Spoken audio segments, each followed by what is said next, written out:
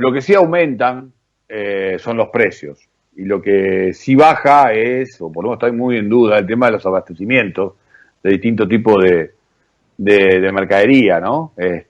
Hay ya muchas denuncias al respecto. Estamos en comunicación con Inés Binetti, quien es la presidenta de la Federación de Mutuales para la Defensa Organizada del Consumo, FEMUDECO. Inés, Edgardo Chini, junto a Laura Verante, saludan aquí por Radio Cooperativa por Estado de Alerta. ¿Cómo te va? Buenas tardes. Sí, hola Edgardo, hola Laura, mucho gusto de estar en comunicación y con una radio tan importante, tan interesante como es la de ustedes, ¿no? Donde están en este momento. Felicitaciones. Gracias Inés, muy amable. A ver, contanos un poco, danos tu opinión como una entendida en el área. ¿Es un momento para preocuparse o más o menos se están respetando las normas? Perdóname, ¿me estás hablando de los precios? Porque me perdí un poquito ahora. Y estoy hablando de los precios y estoy hablando del abastecimiento, que quizás más o menos forma lo mismo. En la medida en que yo no pongo los productos en góndola, después hago que cuando los pongo, esos precios aumenten, ¿no? Esos Correcto. No, está bien. Me había quedado con lo anterior que venías hablando del COVID y todo eso. Bueno, a ver, este es un tema que no empieza ahora, empieza hace muchos años, y de ninguna manera se toma el toro por las astas, porque esta es la realidad.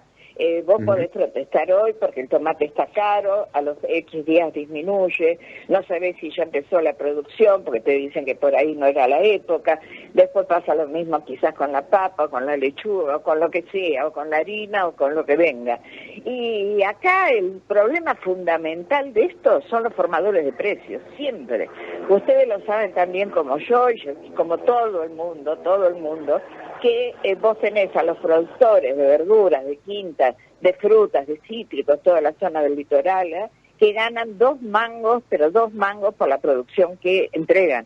Me acuerdo que a veces era más caro el embalaje del tomate, el cajón y la persona que los envasaba, que el precio que le pagaban a los productores.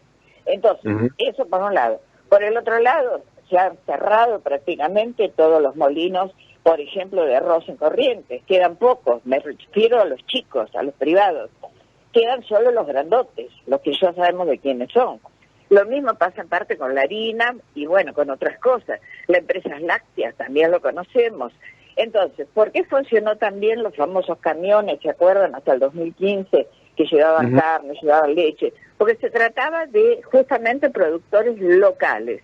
Y acá está el quid de la cuestión. Por un lado, el Estado debería ir aplicando las leyes que existen contra los formadores de precios, que sabemos muy bien quiénes son.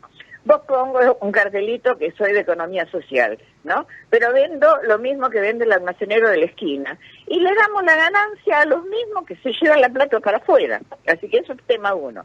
El tema 2, hacer cada vez más hincapié, es más fácil hacerlo en las provincias, de juntar consumidores con productores. Es más fácil porque acá donde vas a buscar una quinta. Bueno, en este momento se están armando muchas huertas en la ciudad de Buenos Aires, pero de todas maneras la población es enorme. Pero en las provincias hay molinos, se pueden incentivar nuevamente que haya en muchos lados. Acá hay una feria que es la de, estaría al sur de Flores Sur, que está cerrada hace rato por la pandemia, pero sin embargo a esa feria, que no es municipal, llegaban los camiones con productos de corrientes de arroz, de cítricos, bueno, etcétera. Quiere decir que hay formas de poder trabajar con todos estos precios. Sí. Lo que pasa es que, como decís vos, Inés, esto viene de hace mucho tiempo. Lo que pasa es que lo que uno quisiera es llegar a ese punto de inflexión, como en tantas otras cosas, en tantas otras asignaturas pendientes que seguimos teniendo, que seguimos vivenciando, llegar a ese punto de inflexión donde decís, bueno, está bien, empezamos a corregir el camino. Muy interesante lo que planteabas a partir del tema de la concentración, el tema de los monopolios, y nombraste la industria láctea, que la conozco bastante, digo, en el plano de formador de precios. Incluso tienen posibilidades de ir un año a pérdida con tal de después tener la concentración de lo que es el mercado. La pregunta es, hoy por hoy, que se anuncian multas, se anuncian algunas iniciativas de condenas, el propio presidente ha dicho que va a ser inflexible al respecto, lo que vos marcás de algunas iniciativas de opciones más comunitarias y demás. ¿Son practicables o son cuestiones que en realidad pasan más por la fantasía que por la realidad? No, son muy practicables. Lo que ocurre, ustedes antes que me pasaras la palabra hablaban del COVID. Se toma un gobierno con gravísimos problemas económicos, con gravísima deuda externa por 100 años. Bueno, ¿para qué te digo bla, bla, bla, bla? Con problemas que no se habían solucionado de fondo tampoco en estos 4 años de Macri, ¿no es cierto? Con toda esa parafernalia y encima la pandemia. Una pandemia que la hemos sacado bastante bien, pero por supuesto que no está terminada y la sacamos bien porque no se nos cerraron la posibilidad de que la gente se interne. Ojo, en algunas provincias estuvo muchísimo más grave que lo que nosotros sabemos.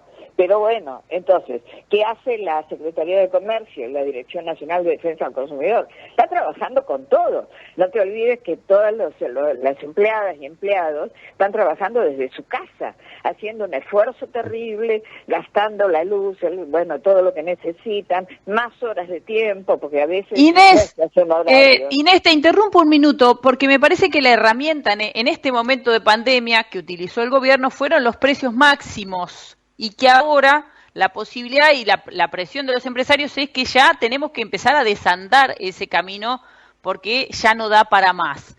¿Cómo analizás esa posibilidad y esta transición que dice que va a ir de precios máximos a precios cuidados y que lo va a controlar el gobierno? Claro, es decir, el éxito mayor siempre, en todos estos últimos años, desde hace mucho, son precios cuidados. Porque no podés poner precios máximos, porque ya se vio que lamentablemente muchos esfuerzos que se hicieron no sirvieron. Y por el otro lado, el control absoluto del Estado, ¿no es cierto? Que es lo que, por eso te decía que con qué poca gente está trabajando el área, y además con la cosa que tampoco nosotros podemos salir a verificar nada como hacíamos antes, porque también tenemos que estar en nuestra casa, ¿no es cierto?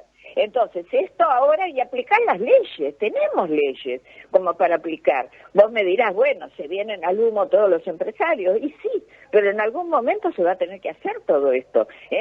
Una mesa de acuerdo nacional, por ejemplo, en donde, bueno, se diga, yo qué sé, vamos a hacer esto, esto y el otro, hay que apoyar, ¿no es cierto? Porque de última, claro, acá tenés grandes supermercados que dicen, bueno, chao, me voy, y dejan en la calle a miles de empleados, trabajadores. Entonces, este es otro problema.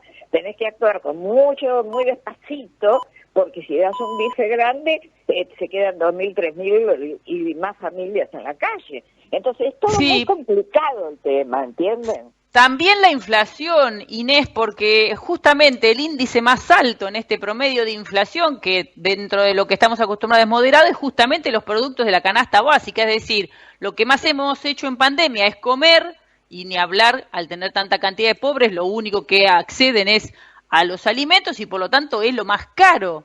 ¿Cómo ves los índices de acá a fin de año? Y mira, yo creo que esos índices no lo manejan precisamente el chino de la vuelta de tu casa, ni el pequeño mercadito de la mitad de cuadra. Acá han juntado muchísima mercadería, bajan el precio, matan a todo el comercio pequeño, digamos, y ese supermercado te da 2 o 3 ofertas por fin de semana. Y ya vuelvo a repetirte, lo tiene agarrado también a este gobierno, al anterior, al otro. ¿Por qué? Porque si se van, quedan en la calle montones, miles de personas, miles de trabajadores. Entonces parece una estupidez, pero no lo es. Esto es muy serio para poder trabajar con todo este tema. ¿Por qué América Latina en pocos años, 10, ponele para darte una cifra más o menos, todo el mundo ahora habla de los precios, de los controles de precios? ¿Qué pasa? ¿Y por qué? Porque son las mismas empresas multinacionales en general, que están en Costa Rica, que están en Paraguay, que están en la Argentina, estamos. Entonces es un problema de consenso, y llegar a ese consenso en situaciones como nuestro país, que dentro de todo está llevándolo bastante bien, pero igual, es muy complicado. ¿No es cierto? Estamos viendo en nuestros países cercanos los problemas que están viviendo, ¿no? Y bueno, algunos han empezado a caminar hacia un lado, pero ¿cuánto tiempo vamos a poder seguir con todo eso? Entonces yo creo que acá está. Nosotros damos, por ejemplo, muchas charlas sobre soberanía alimentaria. Esta no es una palabra en el aire, mirá en lo que están. Tiene que ver con el consumo. Vicentín, cuando yo en una charla dije que era importantísimo por el tema del formadores de precios. Me dijeron, eso no tiene nada que ver con nosotros. Bueno, no, loco, estás equivocado. Es fundamental lo que está pasando. Y la cantidad de dinero que no se paga al país con eso, con muchos otro tipo de exportaciones que no se hacen en forma correcta como debería ser. Entonces me dirás, ¿por qué no se controla? Bueno, yo qué sé, se podrá, no se podrá, habrá otro tipo de intereses internacionales, ¿comprende? Es difícil, muy difícil la tarea, incluso difícil la tarea que realizan federaciones mutuales, como es tu caso, en este trabajo de controlar tantas falencias, ¿no? Y tantas deficiencias. Sí, eso es lo que intentamos, junto con el cooperativismo. No se olviden, a lo mejor no lo saben, que en el INAE, cuando asume Mario Cafiero, que lamentablemente después fallece... Amigo. Claro, pero re amigo. En fin, él ¿qué es lo que hace? Arma las mesas de asociativismo. Entonces dice, che, en cada lugar vengan todos, mutuales, cooperativas, asociaciones religiosas, no, culturales, todo el mundo, y es lo que estamos haciendo.